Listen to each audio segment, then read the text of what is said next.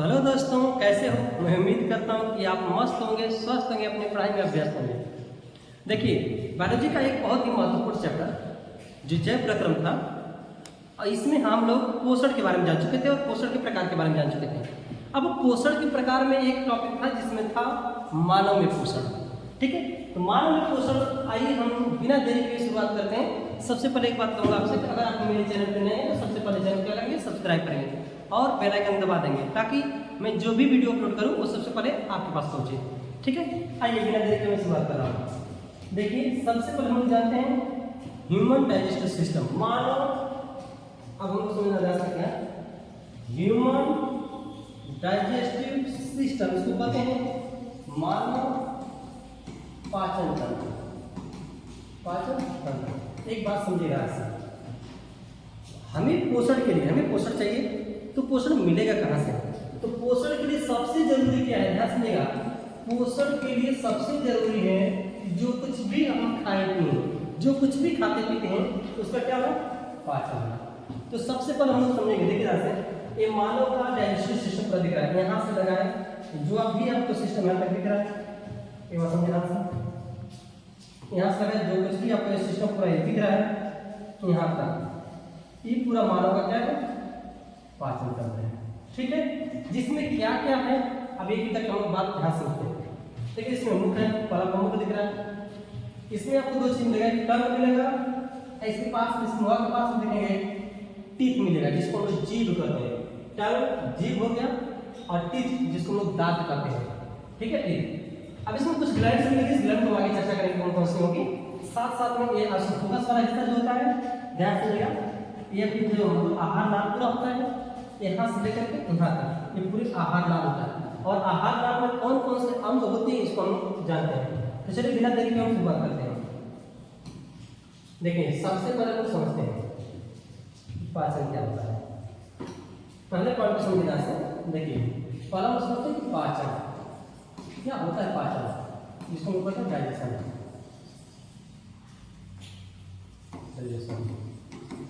पाचन, ध्यान से समझिए कि पाचन क्या होता है।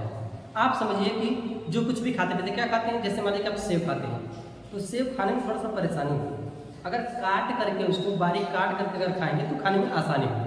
तो पाचन क्या होता है, देखिए ध्यान से, कहा कि जटिल भोज्य पदार्थों को, क्या बोल रहा है, जटिल भोज्य पदार्थों को, जटिल भोज्य पदार्थों को रस, जूस और एंजाइम की सहायता से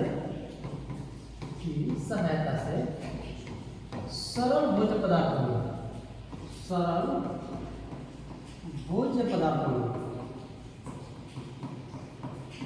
परिवर्तित करने की क्रिया, परिवर्तित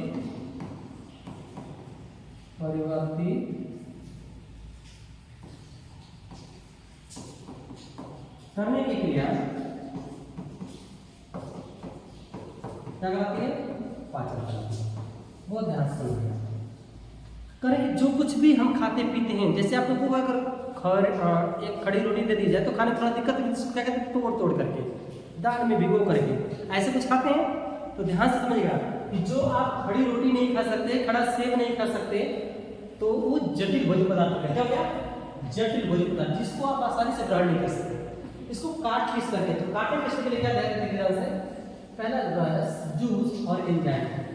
अब एंजाइम का ध्यान से, एंजाइम एक प्रेरक पदार्थ होता है। एंजाइम होता है तो प्रेरक पदार्थ होता है जो क्या करता है, क्रिया, किसी भी क्रिया को वो बढ़ाता है अथवा उसको घटा देता है।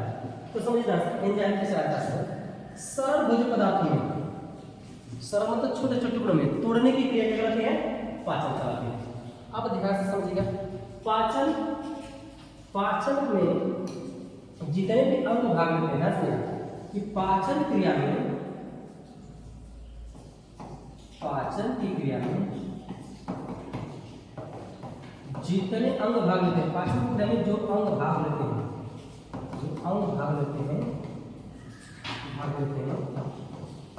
उन्हें हम पाचन तंत्र कहते हैं। क्या कहते हैं, पाचन तंत्र कहते हैं। तो आइए देखिए यहाँ से सबसे पहले इस डायग्राम को देखते हैं। ये जो डायग्राम है डायग्राम देखिए, यहाँ पे सबसे पहले क्या भाग है, तो सबसे पहला भाग जो होता है क्या होता है, इसको हम माउथ कहते हैं, मुंह। देखिए इसमें पहला क्या है, थोड़ा माउथ हो गया। इसके बाद जो दूसरा भाग होता है ऑसोफेगस, जिसको हम लोग ग्रास नहीं तो ग्रहणी कहते हैं। दूसरा इसके बाद आता है तो आता है स्टोमक। स्टोमक को पेट हम लोग कहते हैं, ठीक है, ऐसे पेट कहते हैं इसको। और अगला जो पार्ट है इस पेट के साथ साथ में इससे ये आगे चलते जाता है, तो इसको हम कहते हैं छोटी आंत। ये जो पार्ट आपको दिख रहा है ये होती है छोटी आंत। और छोटी आंत से दो चीज जुड़े रहते हैं, एक जुड़ा रहता है आपका लीवर और दूसरा जुड़ा रहता है पैनक्रियास। और इसके बाद से आता है बड़ी आंत। ये बड़ी आंत से देखेंगे इतने जो अंग हैं वो क्या कहते हैं, डाइजेशन क्रिया में आगे बढ़ते हैं। तो आइए हम समझते जाते हैं कि पाचन तंत्र क्या होता है। पाचन तंत्र आप समझ गए कि पाचन की क्रिया में जो आप भाग लेते हैं उन्हें क्या कहते हैं, पाचन तंत्र कहते हैं। पाचन तंत्र में कौन कौन से भाग लेते हैं, देखिए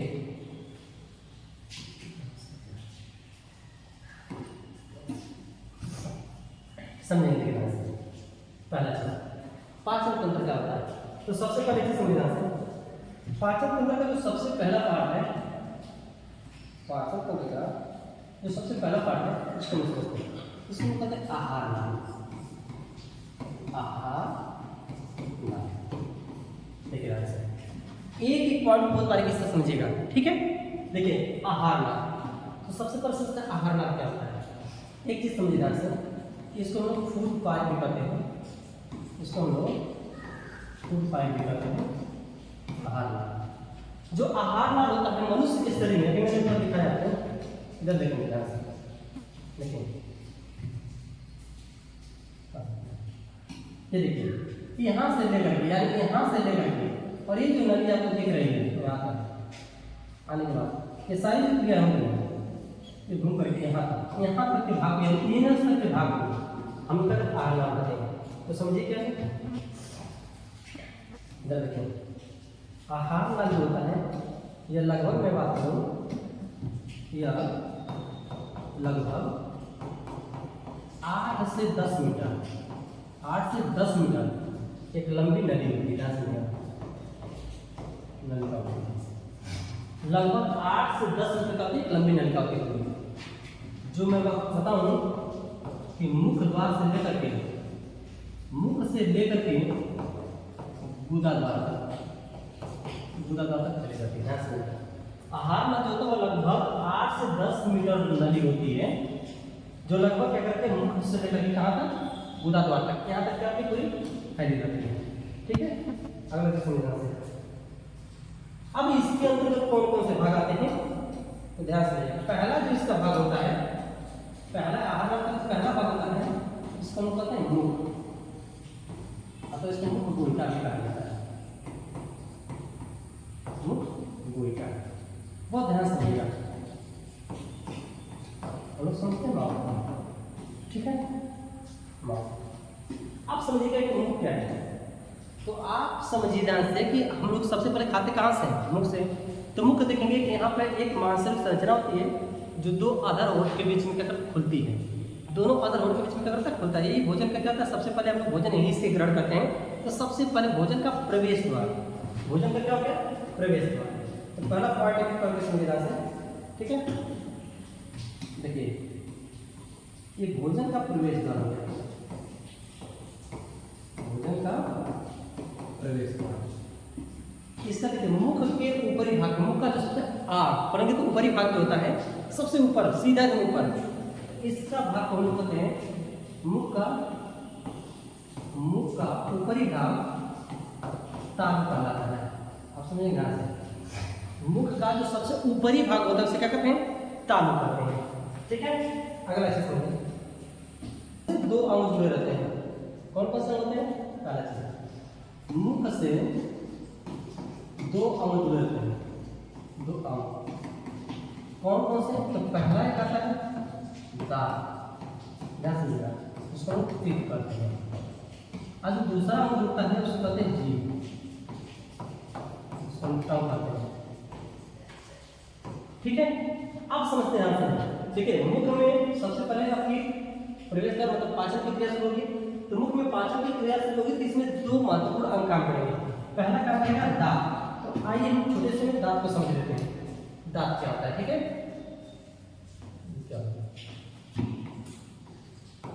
चलिए इधर समझते हैं। सबसे पहले चीज को समझते हैं। पहले दांत, मुख से दो अंग जुड़े थे, पहला कौन सा होगा? दांत। इसको क्या कहते हैं? ठीक, ध्यान से समझा। टोटल अगर बात करें तो आप मुझे बताइए कि आपके मुख में कितने दांत हैं? टोटल दांत कितने होते हैं? 32। टोटल दांतों की संख्या कितनी होती है?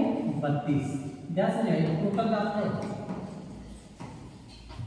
क्या 32 दांत एक ही बार मिलकर लगा आते हैं? नहीं, ये दांत दो भागों में बटे रहते हैं। एक को हम लोग कहते हैं,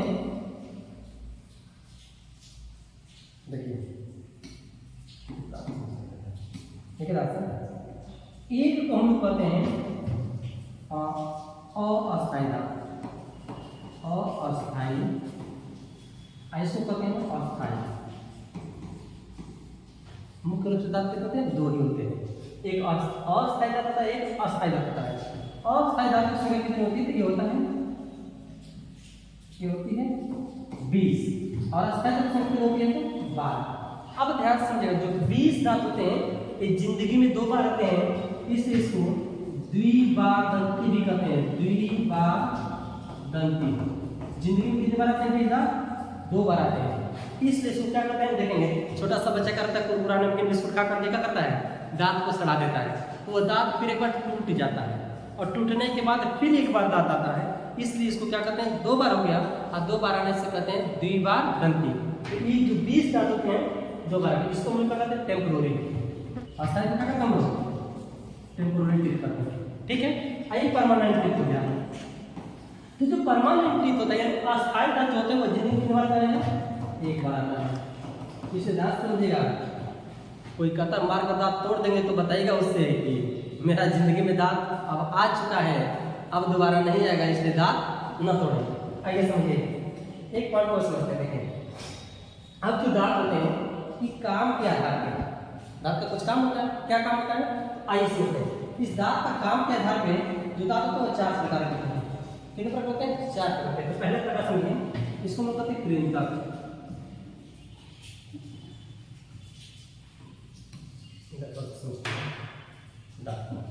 देखिए दांत में जो पहला प्रकार है इसको हम क्या कहते हैं? कृंतक। ठीक है, कृंतक दांत, इसकी संख्या कितनी होती है? तो 4 + 4 यानी टोटल हम बोले तो 8। 4 ऊपर 4 नीचे। देखिए फ्रंट के जो दांत होते हैं, सामने के जो दांत दिखते हैं, 4 ऊपर 4 नीचे, टोटल संख्या कितनी होगी? 8। इससे कुछ काम होता है, इसका काम क्या होता है? काटना अथवा कुतरना। काटा अथवा कुतरना। कृंतक दांत को इंसिजर कहा जाता है। इंसिजर दांत का काम क्या होता है? काटना और कुतरना। संख्या कितनी होती है इनकी? तो टोटल संख्या कितनी होती है? 8। दूसरा जो दांत होता है इसको कहते हैं रत्नक।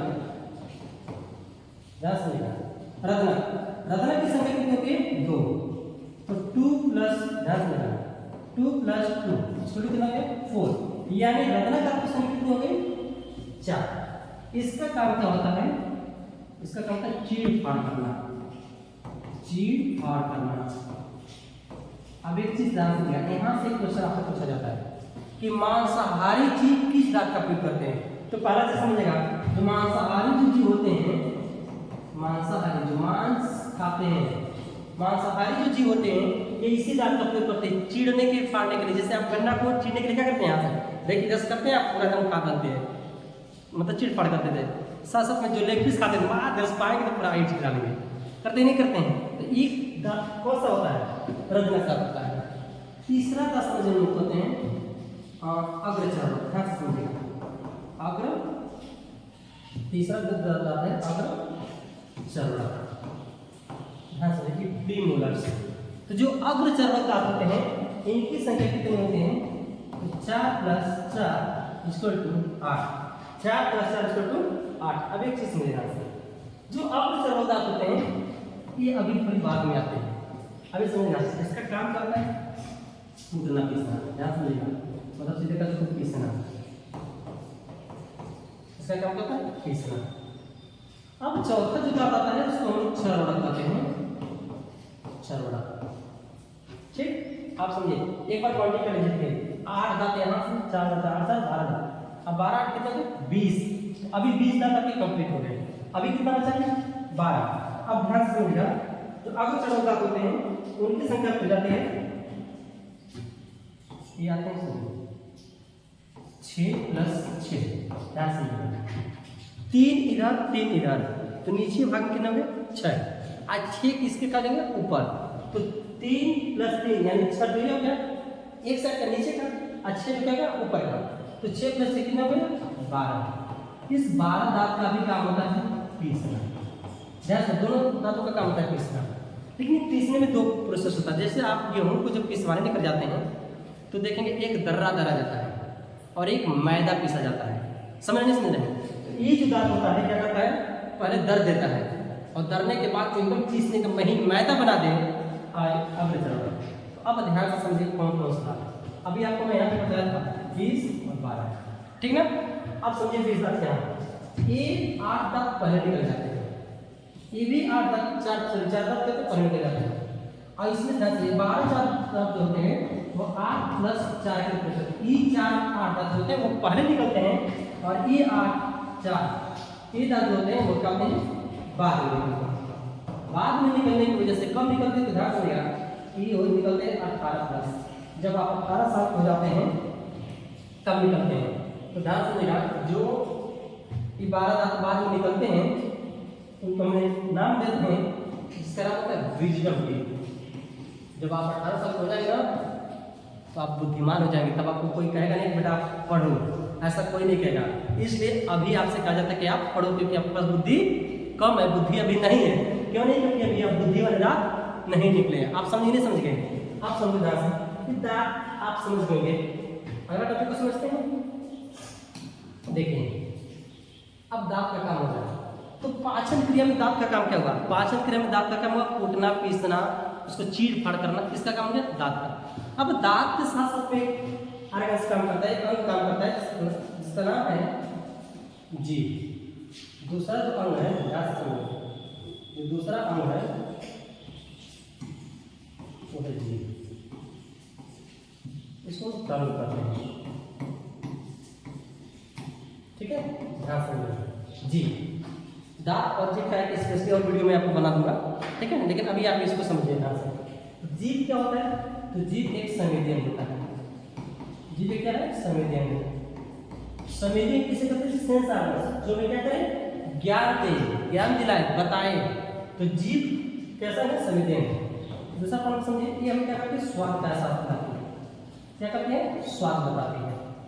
जीभ का काम क्या होता है? स्वाद बताना। अब ध्यान से देखिए, जैसे समझिए ये जीभ है, ठीक है? तो जीभ पर कुल मिलाकर के हम लोग अब मतलब लगभग 4 प्रकार के स्वाद का पता कर लेते हैं, ठीक है? वैसे बताने के लिए इसमें बहुत स्वाद का मतलब स्वाद का एहसास कराती है, लेकिन ध्यान से देखिएगा, जो इसका अग्र भाग होता है, अग्र भाग, ये स्वाद कराती है किसका?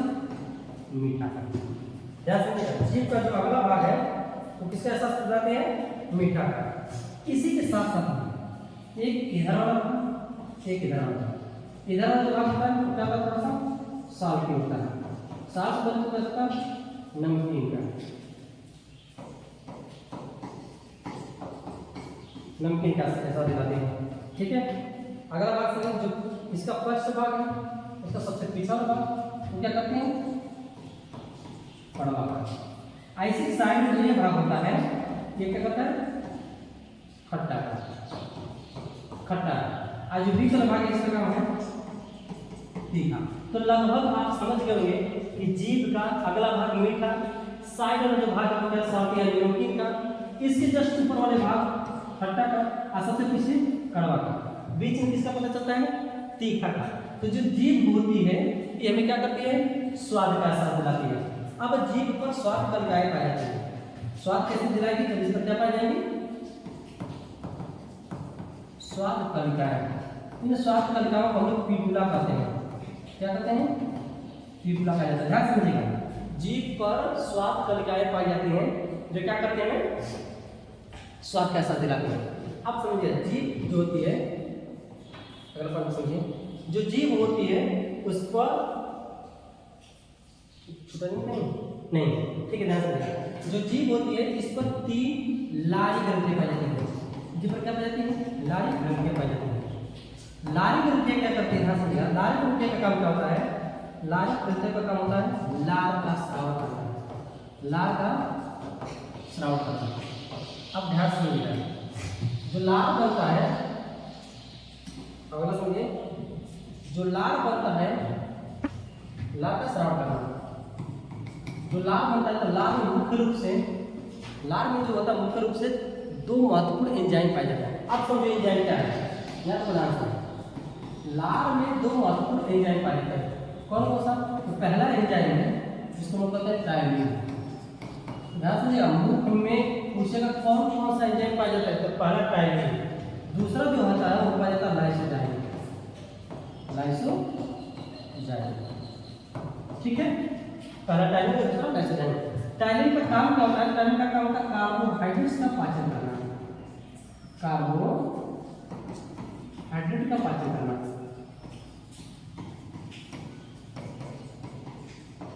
टायलिन का काम क्या होता है? कार्बोहाइड्रेट्स का पाचन करना।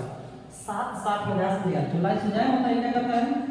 सूक्ष्म जीवाणुओं को नष्ट करता है।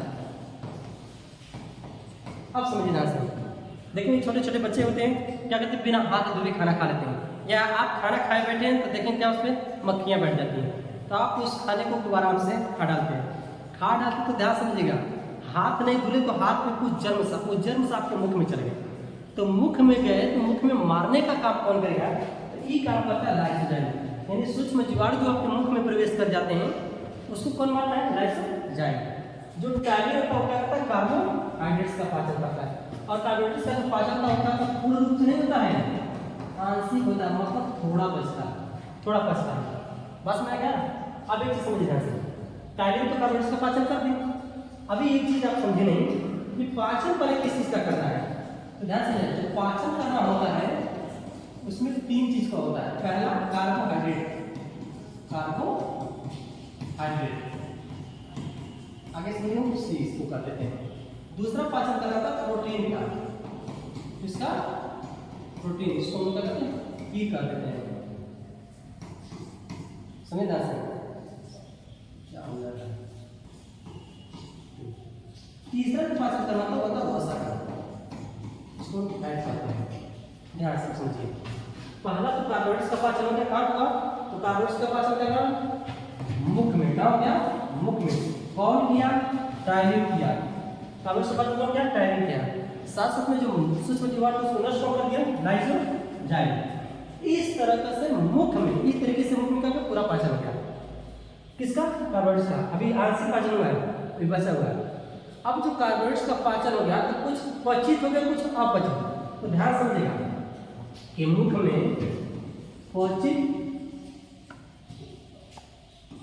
में कुछ पचित प्लस अपचित, इन पदार्थों को क्या कहा जाता है? इन पदार्थों को याद रखेंगे, बोलस कहा जाता है। मुख में पचित और अपचित पदार्थ क्या कहलाता है? बोलस कहलाता है। अब एक बात ध्यान से समझो, छोटा बच्चा देखेंगे खाना खाता है और खाना खाने के जस्ट बाद मुख में ही कभी कभी वो क्या करता है? पलटी मार देता है। तो जब पलटी मार देता है तो हाथ पर रख करके देखो, जब हाथ पर रख करके देखेंगे तो वो जो निकला हुआ है सब मिक्स वेज, सब मिला हुआ है, उसी को हम लोग क्या कहते हैं? बोलस। क्या कहते हैं? बोलस। आई होप समझ में आ गया कि नहीं आ गया? अब मुझे बताइए, मुख में पचित और अपचित पदार्थ को क्या कहेंगे? बोलस। ठीक है।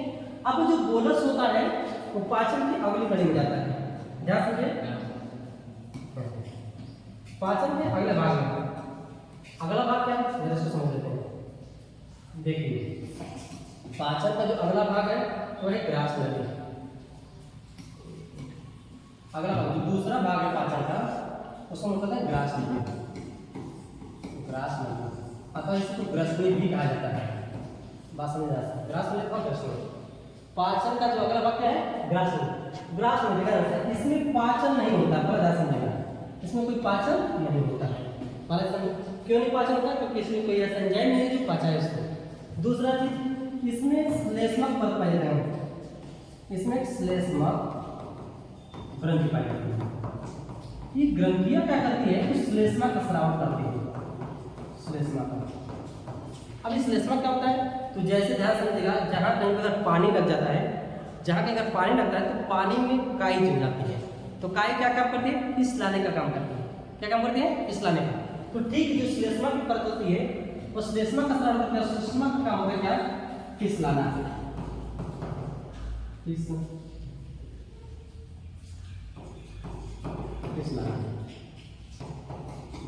तो ये क्या करती है, ग्रास नली यानी ग्रसन में पाचन नहीं होता है, क्या करती है, ग्रास नली में श्लेष्मा जो होता है वो भोजन को फिसला करके कहाँ लेकर के आता है, कहाँ लेकर के आता है, तो आमाशय में। अब अगला पॉइंट हम लोग समझते जा समझिएगा, बहुत ही महत्वपूर्ण आमाशय। जो तीसरा पार्ट है वह है आमाशय। देखिए पाचन जो है थोड़ा सा कॉम्प्लिकेटेड टॉपिक है और यह बहुत थोड़ा सा लंबा प्रोसेस है, इसलिए हम लोग क्या करेंगे, बारीकी से एक करके समझेंगे। आमाशय को हम कहते हैं स्टोमक, स्टोमक ऐसे आमाशय को कहते हैं स्टोमक। अब ध्यान समझिएगा, अभी आप संरचना देखेंगे ऊपर, स्टोमक को समझिए। देखिए यह जो भाग था, देखिए यह जो भाग था, समझिए ये क्या होता है, स्टोमक होता है। ठीक, आगे हम समझते हैं क्या है, ये पूरा पार्ट आप समझिए इतना होता है। ये जो भाग आपको दिख रहा है यहाँ से लेकर के यहाँ तक का भाग, इसको हम स्टोमक कहते हैं। इस भाग को काट कर हम बना देते हैं, तो किडनी बन गई। डायग्राम में थोड़ा सा प्रॉब्लम है, थोड़ा सा देखेगा, ठीक है, समझने की कोशिश करेगा, साथ समझ में आ जाएगा। ठीक है, ये है स्टोमक पूरा। स्टोमक के तीन भाग होते हैं, ध्यान समझेंगे, तीन भाग होते हैं। पहला भाग है कार्डिया, क्या भाग होता है, कार्डिया। बीच वाला भाग का होता है फंडी, फंडी। और जो सबसे तीसरा भाग होता है, इस वाले भाग का होता है फाइब्रोइड। जो इसका अगला भाग है इसको सेसा कहा जाता है, ठीक है, ध्यान से। तो कार्डियक, फंडिक, फाइब्रोइड। अब इसमें क्या क्या होता है जरा ध्यान से। तो आमाशय में पहला चीज, एक पॉइंट समझिए, देखिए आमाशय में कम से कम भोजन जो होता है, आमाशय में जो भोजन होता है वो 4 से 5 घंटा का रहता है। कितने घंटे तक, 4 से 5 घंटा। अब 4 से 5 घंटा कहाँ पर होता है, ध्यान से। तो अभी मैंने बताया कि जो ग्रास नली होती है, इस ग्रास नली में भोजन किसमें आता है, कार्डियक में। सबसे पहले किसमें आएगा, कार्डियक में। और कार्डियक वाले भाग में ध्यान समझिएगा, इस कार्डियक वाले भाग में भोजन में आमाशय वाले में HCl का स्राव होता है। HCl का क्या करता है, यह भोजन अम्लीय बनाता है। तो ध्यान समझिए, पहले कार्डियक वाले भाग में क्या है, भोजन है, कितने घंटे पड़ा है, 4 से 5 घंटे। इसलिए आप एक बार सुबह का खाना खा लेते हैं तो दोपहर तक या 1-2 बजे तक आप खाना नहीं खाते। क्यों, क्योंकि एक बार आप खा लिए, पेट पूरा ठुस भर गया है, इसलिए आप कब खाएंगे, जब भूख लगेगी। तब भूख कब लगेगी, 4 से 5 घंटे। 4 से 5 घंटे बाद जब ये पूरा आपका पेट खाली हो जाएगा तब फिर आप भोजन लेंगे। ठीक है, अगला एक पॉइंट समझना है। अभी आमाशय का जो आपका आमाशय होता है, जो संरचना आपके यहाँ से आपको दिख रही है, ये वाली संरचना, ठीक है, संरचना से यह लगभग आपका 25 सेंटीमीटर होता है। 25 सेंटीमीटर से क्या होती है, आमाशय जो आपका है वो लगभग 25 सेंटीमीटर का होता है, लंबा होता है। और साथ साथ में इसमें जठर ग्रंथियां पाई जाती है। कौन सी ग्रंथि है, जठर ग्रंथि। अब एक चीज ध्यान समझिएगा, मुख में कौन सी ग्रंथि पाई गई थी, तो लारी ग्रंथियां पाई गई थी।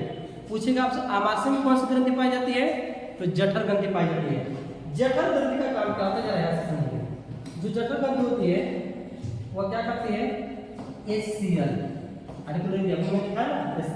HCl का स्राव करती है। साथ साथ में 2 एंजाइम, महत्वपूर्ण एंजाइम है, क्या देख रहे हैं इसको। दूसरा जो एंजाइम है पेप्सिन, और तीसरा जो है आमाशय में जठर ग्रंथि से 3 महत्वपूर्ण एंजाइम से लेगा। पहला हाइड्रोक्लोरिक अम्ल होता है, हाइड्रोक्लोरिक अम्ल पाया जाता है। दूसरा पेप्सिन, तीसरा लेंगे ध्यान से। आमाशय में अम्ल क्या करता है, सॉरी हाइड्रोक्लोरिक अम्ल क्या करता है, भोजन को अम्लीय बनाता है, भोजन को क्या करता है, अम्लीय बनाता है। आमाशय में जो भोजन जाता है, यानी अभी आपको मैंने बताया था कि मुख में क्या था, गोलस था, वो ग्रास में से ऊपर कहाँ गया, आमाशय में। आमाशय में क्या करेगा, तो ये हाइड्रोक्लोरिक अम्ल क्या करेगा, उसको अम्लीय बनाएगा, अम्लीय का खट्टा बनाएगा, समझ रहे ना। लेकिन इसकी दीवार पर यहाँ पर ध्यान से देखिए, श्लेष्मा की परत होने की वजह से जितना यह अम्लीय होता है हाइड्रोक्लोरिक अम्ल, इसका अगर पीएच वैल्यू हम बात करें तो लगभग 1.5 से 2.5 तक जाता है, यानी 1.5 इसका पीएच वैल्यू, तो सोच लीजिए कि तेजाब है। इसलिए कभी कभी देखते हैं हमको डकार आती है तो जलन होती है, हम यहाँ पे कुछ लोग कहते हैं कि हमारा हिंग जल रहा है, तो क्यों जल रहा है, इसी की वजह से जल रहा है, ठीक है। आप समझ जाते हैं हाइड्रोक्लोरिक अम्ल क्या करते हैं, भोजन को अम्लीय बनाती है। साथ में जो पेप्सिन होता है इसको एक्टिवेट करता है, पेप्सिन और रेनिन क्या करता है, इन दोनों को एक्टिवेट करने का काम कौन करता है, एक्टिवेट करता है, ठीक। यानी जब अम्ल अपना काम कर लेता है तो पेप्सिन काम करता है। पेप्सिन का काम है प्रोटीन का पाचन करता है, प्रोटीन का पाचन करता है। तो अभी अध्ययन से प्रोटीन का पाचन हो गया। रेनिन क्या करता है, इस सूक्ष्म जीवाणु को नष्ट कर देता है, ध्यान से याद, सूक्ष्म जीवाणु को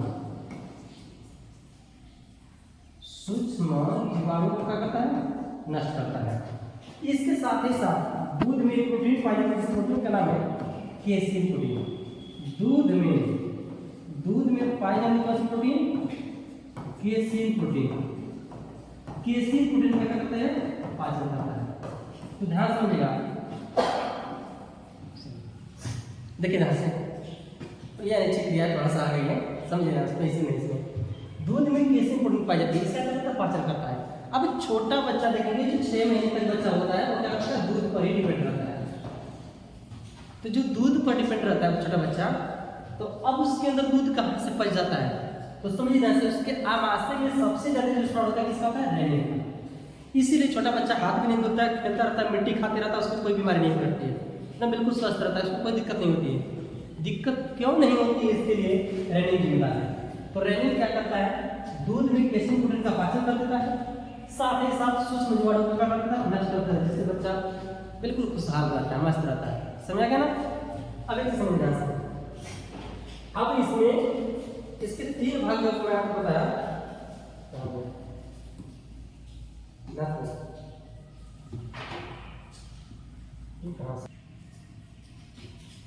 देखिए थोड़ा सा टेक्निकल इशू आ गया था, इसलिए देखिए हम लोग जान चुके थे कहाँ तक, हम लोग आमाशय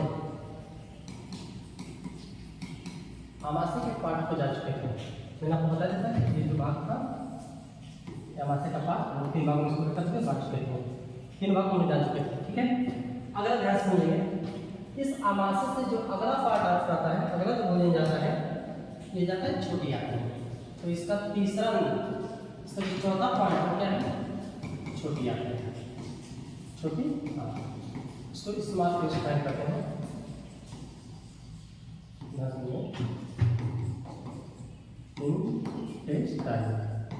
ठीक है। छोटी आंत अच्छे समझ लेते हैं। अब जो इसके आगे वाला पार्ट ध्यान समझिएगा, देखिए स्मार्ट इंटेस्टाइन में इसमें भोजन का संपूर्ण पाचन होता है, भोजन का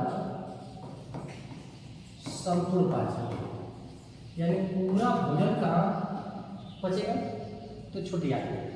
इसकी पहले से संविधान से आमाशय में पॉइंट छोटी करता, आमाशय में जो पचित था, आमाशय में जो पचित प्लस अपचित भोजन था, पचित क्या क्या था, कार्बोहाइड्रेट्स प्लस प्रोटीन, तो पच गया था, बच क्या गया था, फैट, ये बचा हुआ है। इसको पचित और अपचित भोजन को क्या कहते हैं, इसको कहते हैं कायम। ध्यान से समझेंगे, कायम कहलाता है, कायम। ध्यान, आमाशय में पचित और अपचित भोजन पूछेगा क्या कहते हैं, तो कायम कहते हैं, ठीक है। अब कायम कहाँ आ गया, छोटी आंत में, तो छोटी आंत में भोजन का संपूर्ण पाचन हो गया, ठीक है। अब एक चीज समझना, छोटी आंत से 2 महत्वपूर्ण ऑर्गन्स जुड़े रहते हैं। पहला अध्यक्ष होता है यकृत, इसको तो कलेजी करते हो, ध्यान समझेगा, लीवर। और दूसरा जो होता है अग्न्याशय,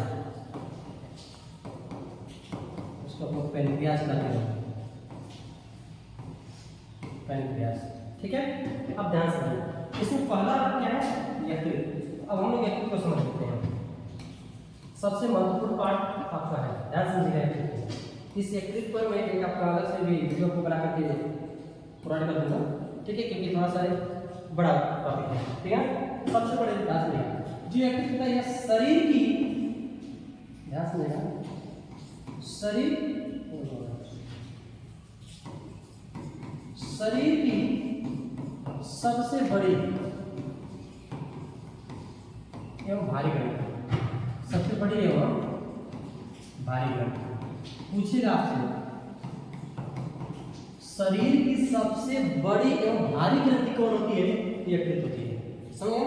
जिसका वजन अगर हम बात करें, लगभग इसका अगर वजन बात करेंगे तो एक्सप्रोक्सीमेटली मान कर चलिए कि लगभग 1400 से 1500 ग्राम का होता है, ध्यान से समझेगा। ठीक है, अलमोस्ट लगभग। ठीक है, एक वयस्क मनुष्य के शरीर में जो मतलब एक वयस्क मनुष्य को होता है, वयस्क मनुष्य मतलब जो 18-20 साल के प्लस होते हैं, पार होते हैं, उनकी में लगभग मान कर चलिए कि 1400 से 1500 ग्राम का होता है। क्या? यकृत। इसका काम सबसे महत्वपूर्ण काम करता है पित्त रस बनाना, पित्त रस बनाना। ठीक है, जिसका मतलब पित्त रस करता है, उसकी अगर पीएच वैल्यू प्रोग्राम आपको पित्त रस का, तो पित्त रस इसका पीएच वैल्यू अगर बात करेंगे तो लगभग यह 7 से 7 पॉइंट तक जाता है। थोड़ा सा सुनिए, 7 से 5 से लेकर के 7 से 7 पॉइंट तक जाता है। किसी जगह पर हल्का छानी होता है, हल्का क्या होता है? छानी। यकृत का काम क्या होता है? वायु जूस बनाना, मतलब पित्त रस करना। अब पित्त रस पीएच वैल्यू 7.5 से लेकर 7.7 तक जाता है, इसलिए कहते हैं हल्का छानी होता है। ठीक है, एक पॉइंट और समझिए, जो पित्त रस है इसमें कम से कम एक चीज समझिए, कुछ नहीं, लेकिन ऐसे जो लीवर होता है वो पित्त रस बनाता है, और साथ ही साथ में जो लीवर आपको होता है वो सॉरी हाँ एक देखिए बोल रहा था, अभी समझिए। पित्त रस का काम होता है, पित्त रस का हमारे पाचन में कौन सा काम करता है? तो पित्त रस का करता है भोजन को सड़ने से बचाता है, भोजन को सड़ने से बचाता है। इसलिए ध्यान से समझिएगा, सारी बीमारियों का जड़ कौन होता है? लीवर होता है। अगर आपके शरीर में डाइजेशन में अगर लीवर प्रॉपर काम नहीं करता है, पाचन में अगर लीवर सही से काम नहीं करता है, तो भोजन आपका आमाशय क्या हो जाएगा? आमाशय जैसे छोटी आंत में भोजन जाएगा, वहीं पर आपका सारा ऑब्जर्वेशन होता है वो हो नहीं पाएगा, मतलब भोजन सड़ने लगेगा। और जहाँ भोजन सड़ेगा तो आप जानते हैं जहाँ सड़ता है वहाँ पे सूक्ष्म जीवाणु पनपने लगते हैं, तो आपके शरीर में तमाम बैक्टीरिया उत्पन्न होगी। और जैसे तमाम बैक्टीरिया उत्पन्न होगी तो आप जानते हैं जहाँ बैक्टीरिया उत्पन्न होगी वहाँ पे क्या हो जाएगा? तमाम रोग उत्पन्न होंगे। तो जहाँ रोग उत्पन्न होंगे वहीं से आपके शरीर क्या हो जाएगी? गैप हो जाएगी। इसलिए आप समझिए सारी बीमारी फिर कौन है? लीवर। अगर लीवर सही सलामत काम कर रहा है तो मुझे लगता है कि आपके शरीर बिल्कुल सही काम करेगी, आपके शरीर में बिल्कुल जो भी पोषक तत्व चाहिए वो क्या पर्याप्त मात्रा में मिलेंगे। अब समझिए भोजन को सड़ने से कौन बचाता है? तो बाइल जूस, यानी लीवर क्या कहते हैं? Bile juice. पित्त रस जो होता है वो भोजन को सड़ने से बचाता है। अब जो पित्त रस होता है वो कहाँ स्टोर होता है? ध्यान समझिएगा, यह पित्ताशय में स्टोर होता है। जो पित्त रस होता है ये संग्रह होता है कहाँ पे? पित्ताशय में। अब ध्यान समझिएगा, भगवान जो बनाए वो सोच समझ करके बनाए। सिस्टम एक ऐसा दिए कि अगर आपका कभी बाइल जूस अगर कमी हो जाए तो इसलिए उसको क्या करते हैं, सॉरी लीवर अगर कहीं खराब हो जाए, काम ना करे, तो उसके लिए क्या करते हैं? कुछ दिनों के लिए स्टोर करके रखेंगे। कहाँ? पित्ताशय। इसको हम गाल ब्लडर भी कहते हैं। इसको क्या कहते हैं? गाल ब्लडर कहा जाता है। ठीक है, अब अगले पॉइंट सुनिए। आप समझ गए लीवर को? लीवर का और सारा काम है, लेकिन हम क्या करते हैं? इस दोनों काम को एक अलग से उसका टॉपिक बना करके, एक अलग से वीडियो बना करके मैं आपको प्रोवाइड कर दूंगा लीवर का, समझ रहे हैं? क्योंकि ये सबसे बहुत महत्वपूर्ण है। इसमें दूसरा जो पॉइंट है उसको हम लोग अग्न्याशय करते हैं। पैनक्रियाज। ठीक है, अब ध्यान दें जो अग्न्याशय होता है यह शरीर की दूसरी, ध्यान दें, दूसरी सबसे बड़ी ग्रंथि। और कैसी ग्रंथि है ये? मिश्रित ग्रंथि, इसको याद रखिएगा, मिश्रित ग्रंथि है, मिश्रित ग्रंथि। शरीर की दूसरी सबसे बड़ी मिश्रित ग्रंथि कौन है? अग्न्याशय। मिश्रित ग्रंथि क्यों है? ध्यान सुनिएगा, यह एंजाइम भी बनाती है और साथ साथ में हार्मोन्स भी बनाती है। ध्यान सुनिएगा,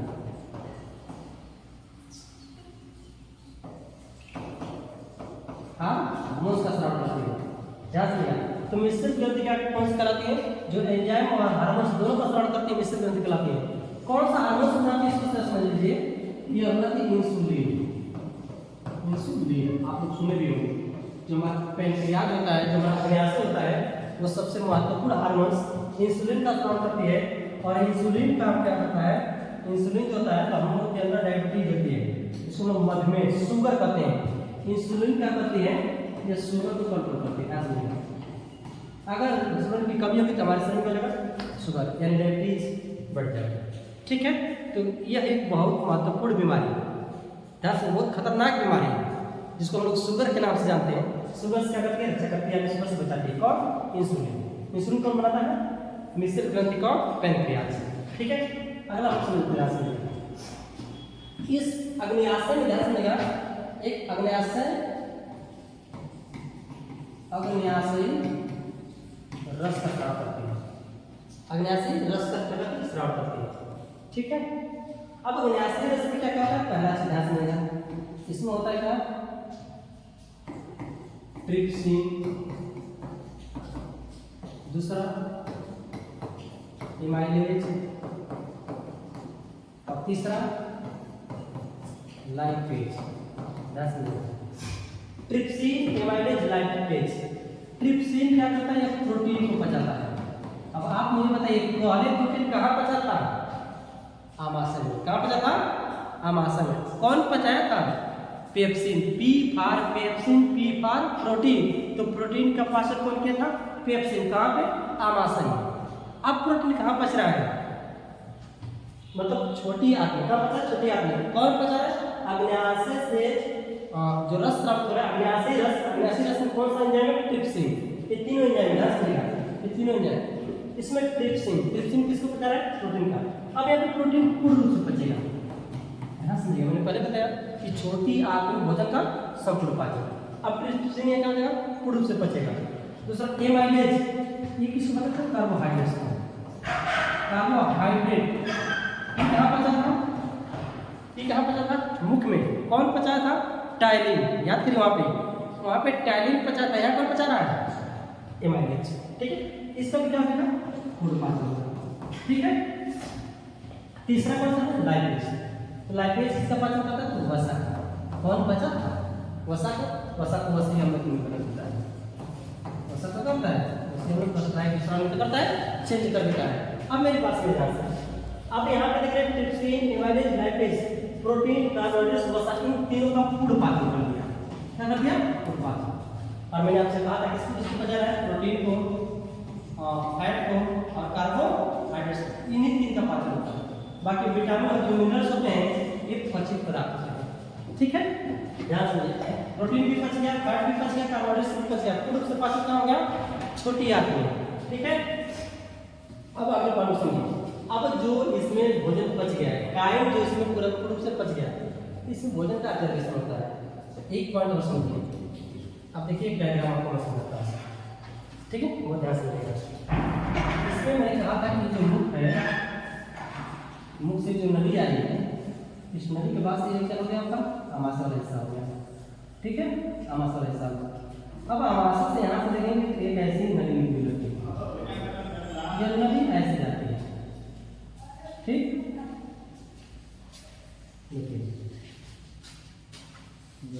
यहाँ। ठीक, अब समझिए यहाँ तक। अभी किस समझिएगा सर? ये क्या हो गया? मुख वाला हिस्सा हो गया। ये क्या हो गया? यहाँ से यहाँ का आमाशय हो गया। ये आपकी होगी छोटी आंत, कौन हो गई छोटी आंत। तो छोटी आंत में 5 हम लोग देख चुके हैं।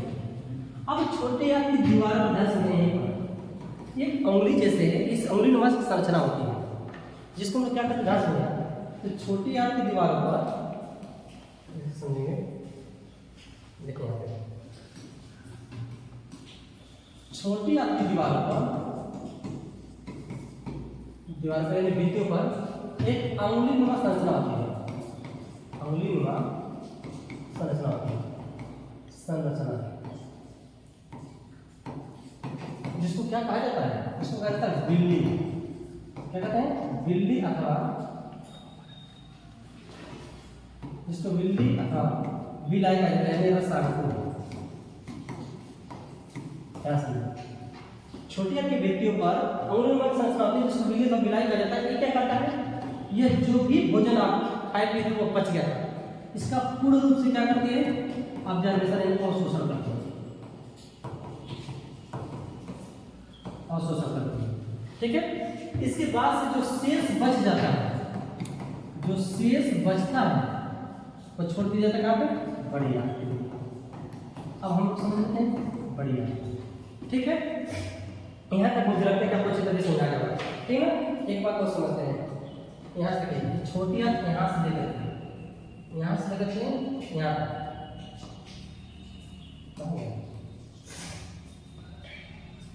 यहाँ ये 3 भागों में बटे रहते हैं। ठीक, छोटी आंत जो यहाँ से लेकर आता 3 भाग, एक ऊपर वाला भाग यहाँ तक कहूँ तो डिविडेंड कहा जाता है। यहाँ तक है, यहाँ तक जो होता है उसको हम इलियम का करिए जो जन्म करते हैं, और यहाँ तक जो भाग होता है तीसरा, पहला भाग, दूसरा भाग, तीसरा भाग, इसको हम इलियम कहा जाता है। अब यहाँ तक भोजन पूरा पच करके आ गया। ठीक है, अब भोजन यहाँ से कहा जाएगा तो बड़ी आंत है। अब हम समझते हैं बड़ी आंत के पास वीडियो बहुत बड़ी हो रही है, बड़ी आंत लार्ज इंटेस्टाइन का पेशा ध्यान समझिएगा।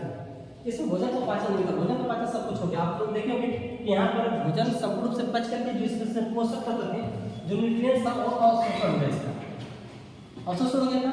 शेष कुछ भाग बच करता है जिसको हम मल के नाम से जानते हैं। तो मल कहा जाता है, जो शेष भाग होता कहा जाता है बड़ी आंत में। तो भोजन का शेष भाग, भोजन का शेष भाग कहा जाता है, शेष भाग कहा जाता है बड़ी आंत में। ठीक है, अब एक चीज समझ आते हैं, बड़ी आंत में क्या होता है। तो बड़ी आंत में जल का अवशोषण होता है, जल का अवशोषण ध्यान से मिला। अब जो जल के साथ भोजन के साथ में जो जल हम लोग पिए थे, कहे ना खाना खाने के आधे घंटे बाद, खाना खाने के आधे घंटे बाद क्या करते हैं हम लोग जल पीते हैं। वैसे कुछ लोग होते हैं, देखते हैं गटक अटक जाता है तो तुरंत ढकार मार के पी लेते हैं, समझ रहे ना, ताकि भोजन आसानी से सरक जाए। अब समझिए, भोजन खाने के साथ साथ जो हम जल पीते हैं तो जल का अवशोषण कहाँ होता है, बड़ी आंत में। और जल का अवशोषण होने के बाद से होता है भोजन शुष्क हो जाता है। तो शुष्क भोजन को ध्यान से देखो, बड़ी आंत है, इसमें शुष्क भोजन को एक इस्चीरिया इकोलाई नामक जीवाणु पाया जाता है, इस्चीरिया इकोलाई, इस्चीरिया इकोलाई नामक जीवाणु पाया जाता है। ध्यान से देखना, ये जीवाणु बहुत फायदेमंद होता है। ये खराब मल को खाता है, ये जो होता है वो खराब मल को क्या करता है, खाता है। और साथ साथ में एक महत्वपूर्ण विटामिन, कौन सी विटामिन, विटामिन के, कौन सी विटामिन के, जो ध्यान से जो विटामिन के होती है वह ब्लड क्लॉटिंग में काम आती है, समझ रहे ना, रक्त का थक्का जमाने में। तो एक महत्वपूर्ण विटामिन कौन सी, विटामिन के उत्पन्न करती है, जो रक्त का थक्का जमाने में करते हैं, सहायता करते हैं। इस तरीके जो शेष भोजन होता है वह शुष्क हो जाता है, और शुष्क भोजन होकर के क्या होता है, एनस के विनाश में। एनस बोले तो अगला जो पॉइंट इसका है, ध्यान समझिएगा, ये वाला भाग देखिए, ये वाला भाग आप देख रहे हैं, ये वाला भाग देख रहे हैं, नीचे वाला भाग में उसको एनस कहा जाता है। अब जो एनस के माध्यम से करते हैं इसको गुदा द्वार भी कहते हैं। गुदा द्वार के द्वारा क्या जाता है, बाहर निकल जाता है। इस तरह संपूर्ण पाचन हमारा कंप्लीट हो जाता है। तो आई होप आप समझ गए होंगे, एक पॉइंट तो समझ लीजिए। देखिए अभी आप क्या समझे कि हमारा पाचन कहाँ गया था, मुख में। पहला कहाँ गया था, अगर एक क्वेश्चन समझिए, पहला भोजन कहाँ बचा था, पहला बचा था हमारा मुख में, ग्रासनी में यहाँ पे भोजन का पाचन नहीं हुआ। इसके पास से कहा था आमाशय में। आमाशय समझे, आमाशय अंग्रेजी के जी आकार की संरचना होती है, देख रहे हैं ना, ये क्या जी के आकार की क्या है संरचना। इसमें भोजन बनने में 4 से 5 घंटे पड़ा था, ठीक है। इसके बाद भोजन कहा गया छोटी आंत में। छोटी आंत में 3 भाग थे, इस तीनों भाग में भोजन का संपूर्ण पाचन हुआ। ऐसे से ग्रंथि जुड़ी थी, ध्यान से देखा, यहाँ पे ग्रंथि थी, कौन सी थी, लीवर था। ऐसे से जुड़ा होता है उनका पेनक्रियाज। तो लीवर और पेनक्रियाज को हम पीछे देख चुके हैं, तो अच्छे तरीके से समझे, और इसका एक अलग से मैं आपको कंप्लीट पूर्ण रूप से वीडियो बना करके आपको प्रोवाइड कर दूंगा, ठीक है। इसके पास भोजन छोटी आंत में है, छोटी आंत से कहाँ चला गया बड़ी आंत में। बड़ी आंत में कुछ नहीं हुआ, बस जल का अवशोषण हुआ, साथ साथ में एक जो स्टीरेट नामक जड़ पाया जाता है वो खराब मल को खाता है, और एक महत्वपूर्ण विटामिन के उत्पन्न करता है, और शेष जो भाग होता है वो कहाँ होता है, एनस में। एनस के माध्यम से क्या करता है, बाहर निकल जाता है। इस तरीके से देखेंगे संपूर्ण पाचन हमारा कंप्लीट हो जाता है। तो आई होप बच्चों आपको यह समझ में आ गया होगा। अगर यह समझ में आ गया हो तो एक बार कमेंट में हमें जरूर बताइएगा कि ये वीडियो आपके लिए अच्छा हुआ, मतलब समझ में अच्छे से आ गया है, ठीक है। आज के लिए इतना ही रहने देते हैं, मिलते हैं ठीक नेक्स्ट वीडियो में। तब तक के लिए thank you, so best of luck. हाँ, एक बात और है कि आप मेरे चैनल पर अगर नए होंगे तो चैनल को लाइक, सब्सक्राइब और शेयर जरूर करिएगा। मिलते हैं नेक्स्ट वीडियो में, तब तक के लिए thank you, so best of luck.